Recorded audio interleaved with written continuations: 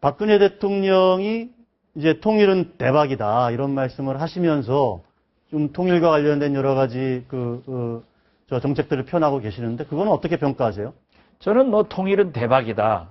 통일준비위원회를 구성하고 하는 것은 물론 통일부나 민주평화 평통 등 중복되는 그러한 것도 있겠지만은 어떻게 됐든 이 시대 네. 유일한 분단 국가인 우리 대한민국의 통일을 위해서 대통령께서 화두를 던지는 것은 굉장히 긍정적으로 평가를 합니다.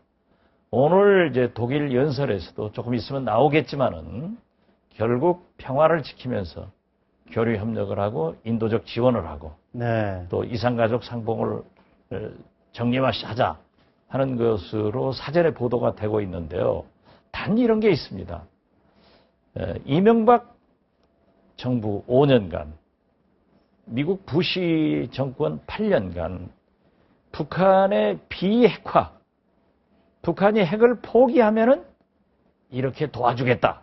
그렇죠. 비핵개방 3천 그런 게 그렇게 됐거든요.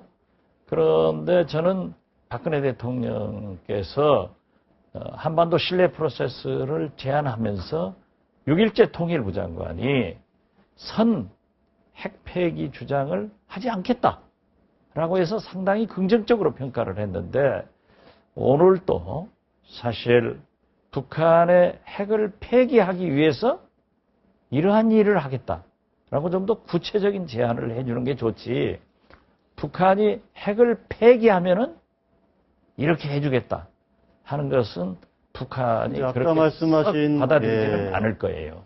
그런데 이제 6.15 정상회담, 6.15 공동선언의 결과 과연 햇볕 정책을 펼쳤는데 과연 북한 핵을 폐기시키는 데 성공했느냐 그렇지 않은 거 아니냐 이제 이런 논란도 좀 있었지 않았습니까?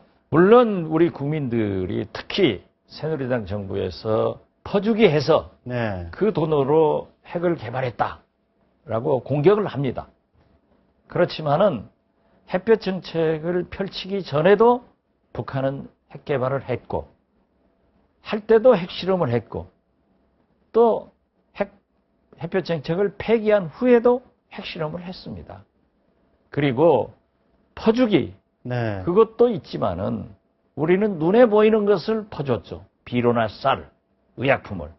그렇지만은 우리는 눈에 보이지 않는 북한 주민들의 마음을 적대감을 없애는 한류를 퍼왔기 때문에 꼭 그렇게 햇볕 정책 때문에 북한이 핵 개발을 했다 하는 것은 틀린 얘기입니다. 만약 거기엔 동의할 수 없다. 그렇습니다. 이란이 네. 핵을 개발했지 않습니까?